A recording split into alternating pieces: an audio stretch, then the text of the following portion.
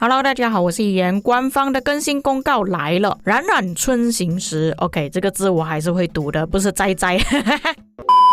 这个更新呢会在3月14日前后更新。这个更新公告也是蛮突然的，通常3月都是种树活动，不过想到后面要配合登峰造极也算是比较正常的时间，所以这个活动呢会在3月尾出现，也就是说之后也是会传出登峰造极的皮肤啦。活动的东西就不要讲那么多啦，上一次的活动是哈利波特转盘，也就是说这一次是7000宝石活动或者是联盟活动需要花宝石的那个，并且提醒各位，你们是新玩家的话，没有这些活动是正常的。至于皮肤方面是什么争议，我觉得比较大可能是步兵争议，不过有人讲是工程车争议啦，毕竟远程统帅都已经出现了。不过这次的公告让我比较意外的就是有新的剧本，我没有想到推出的这么快，因为6个阵营的地图现在还在进行中。新的剧本叫奥尔良之围，那你们玩这个游戏久了之后应该也发现到真的就是奥尔良少女。你们可以看一下这里的故事，敌人在城外虎视眈眈，一旦奥尔良城易手，英格兰的盛世将不可抵挡。神域中的直骑少女已经启程，和他一起拯救奥尔良城于危难中。所以他这里是已经讲到很明显了，这个可能是法国的地图啦，我不知道。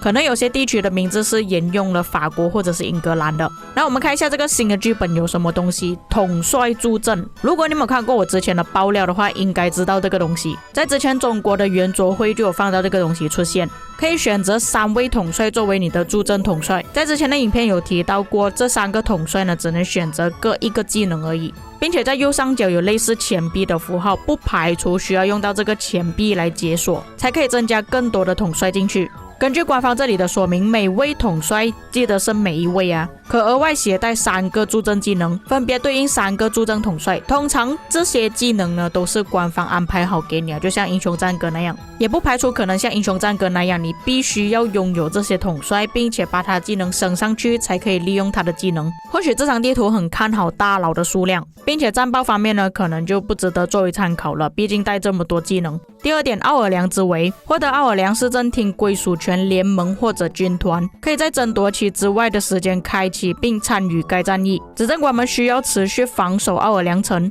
直到所有英格兰军被击败。如果在战役期所有执政官的守军部队被击败，或者是奥尔良市政厅被攻破，都将导致战役失败。这里的描述我个人感觉像是开另外一个副剧本。打个比方说，我们现在有王国要塞，可能是占领了某个王国要塞之后，你就可以开启副剧本，要自己去驻防。然后英格兰进攻的方式呢，就有点像暗影军团，不过这些也是我的猜测而已啦。第3点，当然地图也是不能少的，会从6个地区出发，角逐奥尔良的归属权，并最终协助贞德一起保卫奥尔良不受轻视。推测也是6个阵营而已。这个地图因为有3个助阵技能的关系啊，我觉得可能会有一点偏差，就是大佬跟平民玩家的部分啦，就看官方是怎样安排技能了。征服赛季相关优化，博物馆相关优化，新增了文物升级功能。升级文物可提升文物对应的争议效果，博物馆展位即将扩容，将逐步增加新的统帅展位以及对应文物，所以官方是已经履行承诺了。官方在去年的韩国见面会的时候有讲到2023年的年头会出现新的博物馆。根据官方这里的描述，除了会增加新的统帅之外，还会再增益原本已经拥有的统帅。官方或许是想着不要让一些旧的统帅浪费掉，想要让刚进入征服赛季的玩家可以跟上脚步度过过渡期而选择的做法。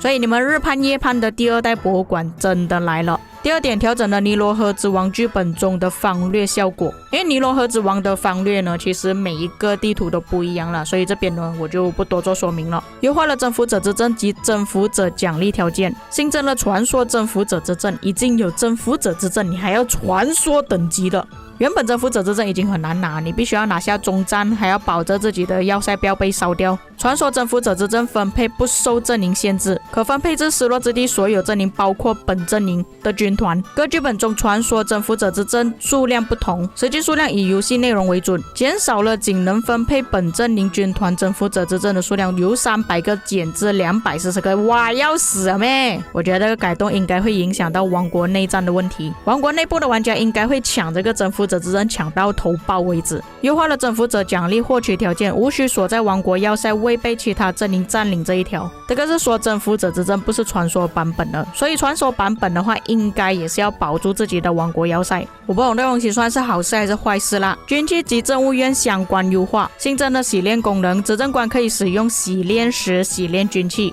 重新获得更符合自己需求的军器属性，可以通过军器商店、失落之地、征战成就等渠道获得。征战成就里面的奖励要在更新之后的版本才会出现。游历跳过的部分我在之前有讲过了。新增军器筛选及排序功能，优化军器属性显示排序，这个应该就是派部队那个。其他优化，这一次的其他优化有一点长啊，优化了城墙耐久消耗后的虔诚，如果是在原本的王国，城墙耐久度为0时，将被强制随机虔诚到最外省。假设是在失落之地，会虔诚到原本自己的出生点，也就是官司里面。优化登峰造极活动，优化展示效果，如果是移民的话，排行榜数据将被清空，但活动任务进度将被保留。意思就是说登峰造极它有一个目标，要你到达多少才可以拿到奖励，那个东西会保留，只是排行榜里面的数据不见而已。优化每日特惠礼包，买了礼包后可直接在礼包购买界面开启珍藏宝箱，就给你开箱快一点。优化了战斗报告显示，这点在之前我做的官方社群反馈影片里面有讲过，所以官方并不是说我们会考虑而已，他们还是有实际行动的。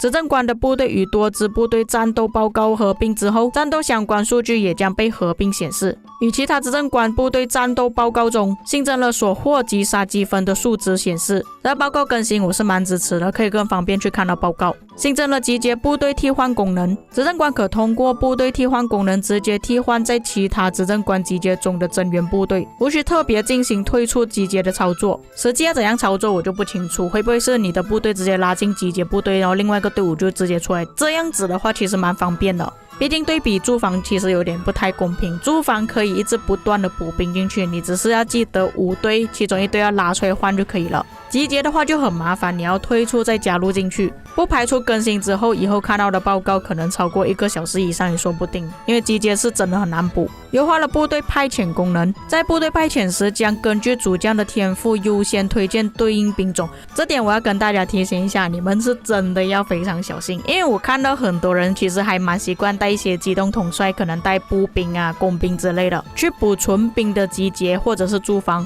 打个比方，驻防需要用到纯步兵驻防，但是你用贝利拉兵会比较快，他可能派了一些骑兵给你，当你没有注意到就不会更换，就直接把骑兵放去纯步兵的驻防里面了。只能说这个有好处跟坏处吧。对于那些还没有预设部队的玩家，其实还蛮方便的。优化了埃及之战活动，当医院有重伤单位时，也可以进入埃及之战的战场。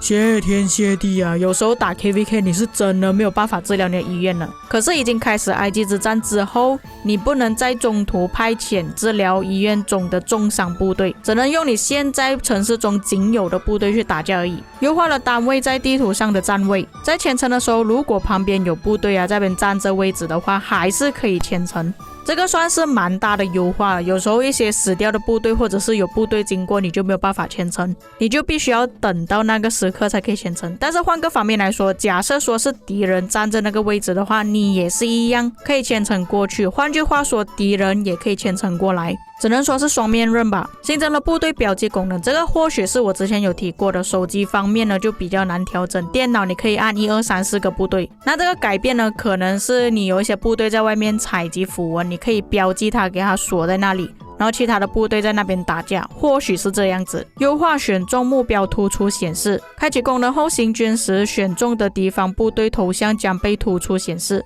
你们知道这个是什么东西来的吗？就是之前那个半透明的东西我都不懂官方设计来做什么鬼啊。不过看官方这里的说明呢，就是敌方的头像会比较明显，比起自己的队友，希望改进之后有变得更好啦。最后一点，新增传说品质的工程装备及采集装备，这个其实我在之前的爆料影片里面有提到了，真的全部都是工程车的，但是采集这个部分我就不清楚。工程装备就是专门给远程统帅用的，假设说你是没有用远程统帅的话，也没有必要去弄。以上是官方的更新公告内容，你们有什么看法可以在评论区给我知道，我们下期再见。